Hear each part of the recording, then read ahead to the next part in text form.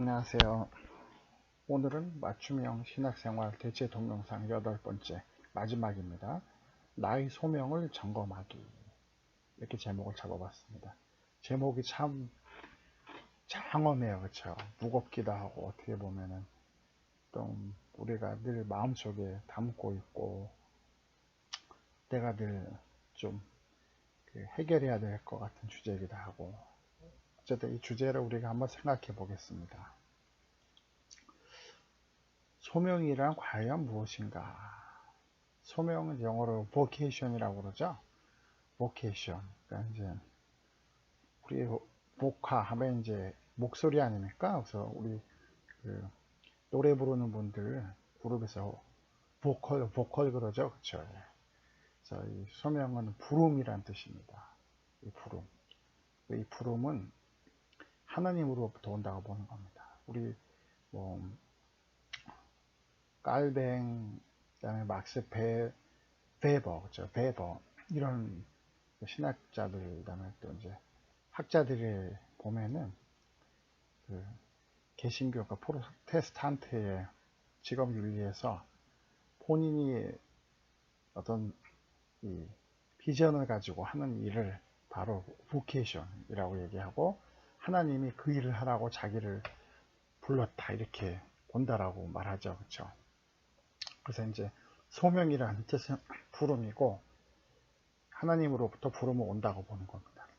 따라서 하나님의 부름에 응답하기 위해서 하는 사역을 보케이션이라고 하는 겁니다. 그러니까 어떤 직업을 뜻하는 job, 그죠? job, J-O-B, job과는 다른 거죠. job은 이제 뭐 이렇게 하다가 조금 싫으면 이제 관둘 수도 있고, 물론 이제 사역자로 시작했다가 또 이제 또 보케이션이 다르다고 생각하면 또 다른 길을 가게 될 가능성이 전혀 없다고 말할 수 없지만, 이 job은 이렇게 상황에 따라 좀 더 변화 가능성이 큰 일이라고 그러면, 이 보케이션은 그거보다는 어쨌든 좋든 싫든 힘들든 아니든 간에 하나님이 자기에게 준 사역 일이라고 생각해서 계속해서 해나가는 거예요. 계속해서 그 비전을 가지고 인내하고 견디어 나가면서 하는 일입니다. 소명, 그쵸? 예. 그래서 일반 직업은 하나님으로부터 부름에 응답한다는 개념이 좀 약하죠. 그래서 자신의 선호에 따라서 일하게 될 수 있지만, 소명은 근본적으로 하나님의 부르심에 응답해서 하게 되는 사역이라고 볼 수 있다. 이렇게 일단 정리해 봤습니다. 그러니까 이렇게 적은 이유는, 일반 직업은 본인이 좋아하는 것, 그 다음에 목표로 인생에서 삼는 게 있단 말이에요. 나는 돈을 많이 버는 게 중요하다. 아니면 나는 이제 나의 개성과 끼를 발휘하겠다. 나의 달란트를 발휘하겠다. 이런 방식으로 해서 이제 직업을 선택한단 말이에요. 그런데 이제 소명도 그런 면이 있죠.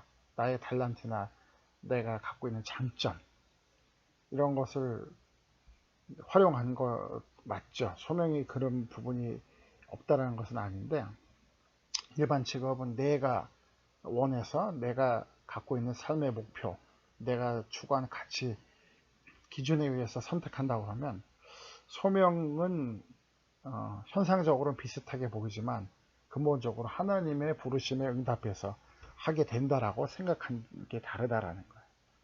예, 무거워요, 그렇죠? 어떻게 보면은. 그래서 그 일반 직업과는 그런 면에서 많이 다르다라고 볼 수 있다라는 겁니다. 그러면 이제 소명을 대하는 자세는 어떠한 자세가 필요하냐?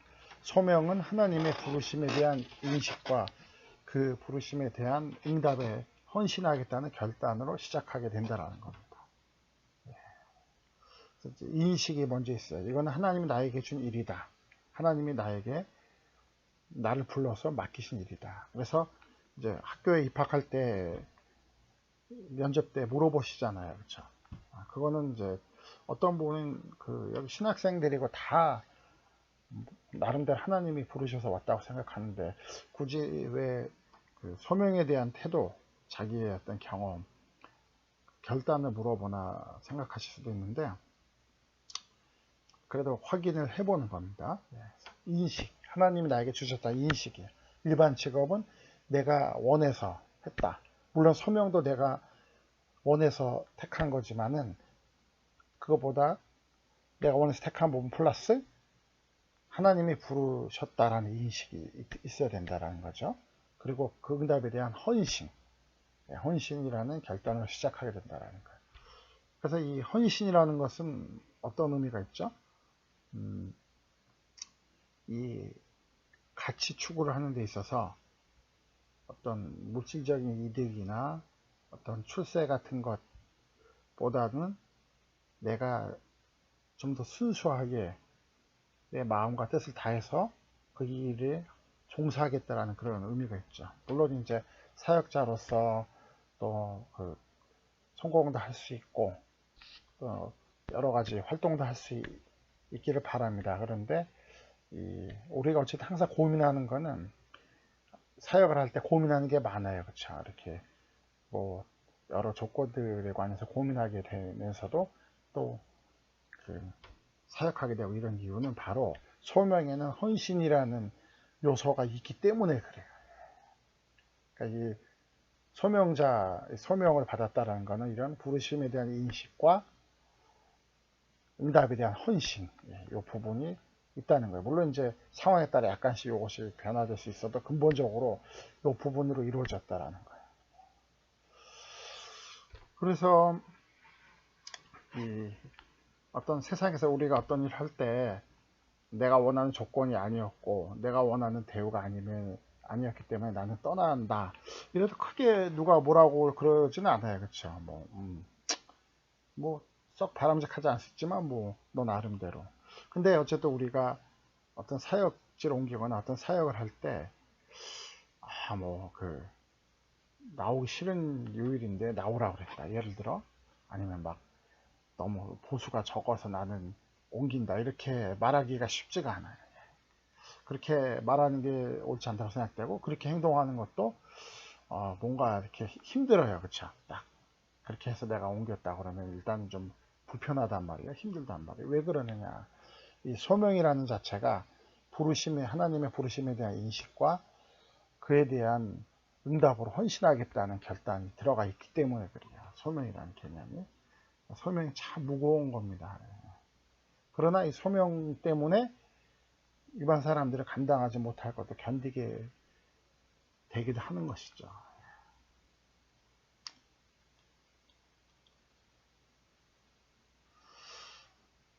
그래서 이 소명이 그렇게 중대한데 소명을 우리가 실천하는 데 있어서 중요한 것은 역사성이 있다라는 거예요. 역사성이 있다라는 건 무엇이죠?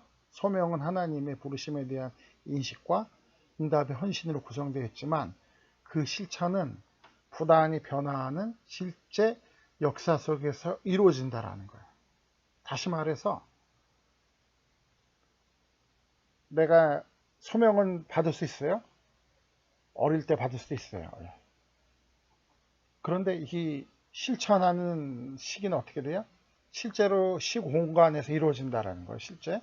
그러니까 이제 내가 어릴 때 소명을 이제 받았단 말이에요. 그런데 아직 실천은 하지 않고 있을 수 있는데 실제로 실천하게 된다면 그것은 반드시 실제 어떤 삶의 상황 속에서 실천하게 된다라는 거예요.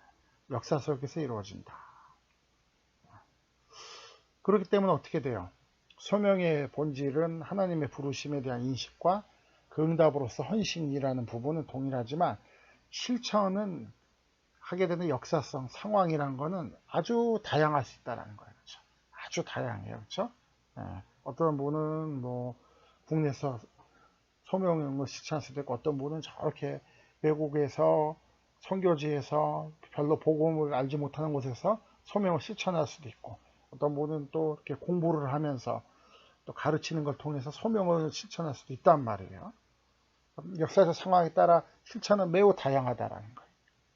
그래서 이제 한 명이 나도 이런 소명을 받고 이런 소명을 실천하는데 저 사람은 다른 상황에서 다른 방식으로 소명을 실천한단 말이에요. 그럴 때 내가 더 위에 있다, 내가 더 중요한 실천이다라고 쉽게 말하기는 어려워요. 그것이 비교가 쉽지 않을 수 있다. 그래서 이제 그 소명의 실천에서 이렇게 비교를 하게 되면 힘들 수가 있다라는 겁니다. 그래서 내가 어떤 소명을 받았고 내가 어떤 역사적 삶의 현장에서 그 소명을 실천할 때에는 다른 사람과 비교하지 않고 내 자신이 그 진실하게 최선을 다하냐 아니냐로 생각하는 것이 좋다라는 겁니다.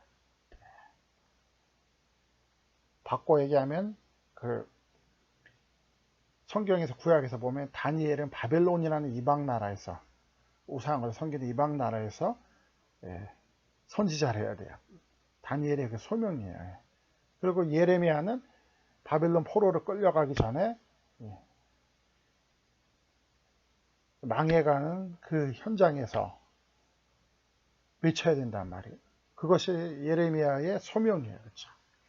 그러니까 하나님이 부르셔서 하게 되는 사역. 예레미야의 이름은 이 하나님의 여기서 이렇게 올감해졌다, 하나님에게 잡혀버렸다 이런 뜻이라고 하잖아요. 그렇죠? 근데 그것은 같지만 현장은 다르다는 거예요. 역사성은 다르다. 우리가 이 역사성을 잘 이해를 해야 돼요. 그래야 나와 다른 저 사람의 소명도 인정하고 서로가 어우러질 수가 있는 겁니다. 또한 소명은 역사성과 함께 동시에 개인성이 있다라는 거예요. 그러니까 바꿔 얘기하면은 그 선교지라는 상황에서 선교사로서 활동하기 하는 것이 나의 소명이다. 근데 선교사분들이 어쨌든 개인적으로 또 달라요. 그렇죠? 더 세부적으로 이제 복음을 잘 알지 못한 나라에서 선교를 한다 그럴 때도 도시에서 하느냐 시골에서 하느냐, 또한 어떤 분이 이렇게 외국어를 유창하게 해서 외국어로 설교나 가르치는 쪽으로 할 수 있고, 어떤 분은 그 어떤 공동체에 들어가서 헌신하고 섬기는 방식으로 선교를 할 수도 있어요. 그렇죠? 바로 그것이 개인성이라는 겁니다. 그래서 우리가 내가 소명을 받았다라고 느낄 때 그 실천은 역사성에서 실제 상황 속에서 일어나지만 개인성도 고민해야 돼요. 내가 과연 어떤 방식으로 이 소명을 실천할 것인가, 그거를 계속 고민해야 돼요. 그거는 나에게 주신 기질, 달란트, 내가 잘할 수 있는 거, 내가 지치지 않고 되도록이면 덜 힘들면서 즐겁게 잘할 수 있는 것이 바로 개인성이라는 겁니다. 하나님은 우리에게 소명을 주실 때 내가 잘할 수 있는 것으로 소명을 실천하기를 원하세요. 그래서 다른 사람이 하는 방식하고 내 방식이 동일할 수도 있지만 다를 수도 있고, 겉보기에는 동일한 것 같아도 세부적으로는 다르다. 그걸 잘 궁리하시고 고민하시고 성령의 인도함을 받아야 돼요. 안 그러면 다른 사람이 하거나 인기 있는 방식으로 내가 따라 하다가 보면 나에게 잘 맞지 않을 수가 있단 말이에요. 하나님이 나에게 주신 다른 사람과 구별되는 면이 있어요. 그것을 계속 찾아서 고민해야 돼요. 큰 방향은 비슷하게 하는 것 같지만 그런 세부적인 고민은 개인성에 대한 고민을 계속 해야 된다. 이런 부분이 매우 중요하죠. 그래서 이 소명의 역사성, 그다음에 개인성, 이 부분을 잘 인식하고 준비할 때 소명이 실천되는 현장에서 굉장히 다양성이 일어나요. 다양한 환경 속에서 달란트가 꽃 피우는 거예요. 들에 보면은 한 가지 꽃만 피지 않죠. 물론 이제 한 가지 꽃만 심었으면 한 가지 꽃만 피겠지만 자연스럽게 이 자연에 보면 여러 꽃들이 피게 되어 있어요. 그렇죠? 노란 꽃, 빨간 꽃, 뭐 키가 큰 꽃도 있고 작은 꽃도 있고, 어떤 꽃은 뭐 그냥 후 불면 확 날아가고 그렇죠, 꽃이가. 어떤 꽃은 이제 또 땅에 이렇게 탁 뿌리를 단단히 박는 꽃도 있고, 또 꽃이 요만한 것도 있고, 또 이만한 접시꽃, 이렇게 큰 꽃도 있고 막 다양해요. 그게 어우러져서 어때요? 이렇게 멀리서 보면 굉장히 이렇게 조화롭고 아름다워요. 하나님은 바로 우리 자신이 자기가 가지고 있는 고유한 색깔과 향기와 모습을 드러내는 꽃이 되길 바라시는 거예요. 그래서 그것이 잘 어우러져서 아름다운 이 들판, 아름다운 자연이 되길 원하신다는 겁니다. 그래서 우리가 이렇게 소명에 대해서 생각할 때 뭐 정의, 하나님의 부르심에 대한 인식과 거기에 대한 헌신의 결단, 이런 부분은 잘 이해하는데, 실제로 그 개인성, 그렇죠? 역사성에 대한 인식도 중요하고, 개인성, 그다음에 그 개인성이 다양해지면서 연합되는 것에 대해서는 우리가 인식이 약하다. 마치 몇몇 가지로 생각을 해요, 그렇죠? 근데 우리가 굉장히 다양하게 생각을 해야 돼요. 개인성을 잘. 그리고 그 다양성은 무엇이 더 옳고 무엇이 더 훌륭하고 이런 것이 아니고, 나에게 주신 그 특징, 나에게 주신 이 달란트대로를 최대한 꽃피운다. 그리고 이것이 연합이 되어야 된다. 연합이 되어야 된다. 한 번 더 할게요. 연합이 되어야 한다. 제가 왜 이렇게 3번을 강조했을까요? 3번. 네. 3번, 3번. 네. 아, 예, 예, 예, 예, 기도야 보이네. 예. 3번. 아, 이게 잘 보이네요. 3번. 연합이 그만큼 중요하다라. 근데 이제 우리가 개인성과 개인성에 대한 부분이 약하고, 이 약하면은 연합이 오히려 어려워져요. 왜냐하면 한 가지로 획일돼 버리면은요, 이렇게 비교되고 다시 막 경쟁이 되게 쉬워요. 근데 내 개인성을 잘 고려해 봐서 개인성을 잘 꽃피우잖아요. 나만의 탤런트를. 그러면은 남하고 나를 비교하지 않게 돼요. 나에게 있는 고유한 그 꽃을 피우기도 바빠요. 내 꽃 참 예쁘게 피우기도 바쁜데, 막 제가 제 꽃이 피는 거 보고 이러기 눈이 별로 못 돌려요. 내 꽃을 잘 예쁘게 피우. 그게 연합이 되는 거예요. 그럴 때 건강한 연합이 된다는 거예요. 제가 이렇게 오버한 부분은 매우 이렇게 잘 인식하셔야 돼요. 중요한 부분입니다. 네.